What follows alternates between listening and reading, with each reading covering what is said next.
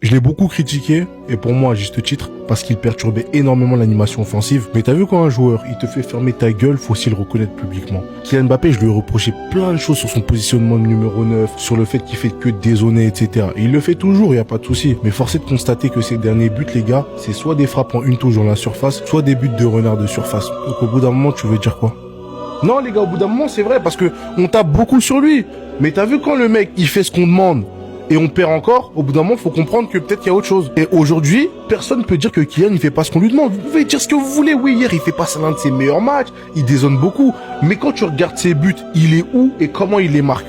Il les marque comme un numéro 9. Les buts qui marquent, je suis désolé, c'est pas des actions individuelles. Il est dans la surface, il finit en une touche. Même hier, à la fin, quand c'était chaud, tout le monde se cachait derrière lui. Tu voyais bien que les joueurs, même offensivement, le seul qui répondait présent, c'était Kylian Mbappé. Tu sentais que les autres, ils attendaient qu'il fasse la différence. Donc au bout d'un moment, on peut dire ce qu'on veut, les gars. Aujourd'hui, Mbappé et Courtois, c'est les seuls qui ont niveau au Real Madrid.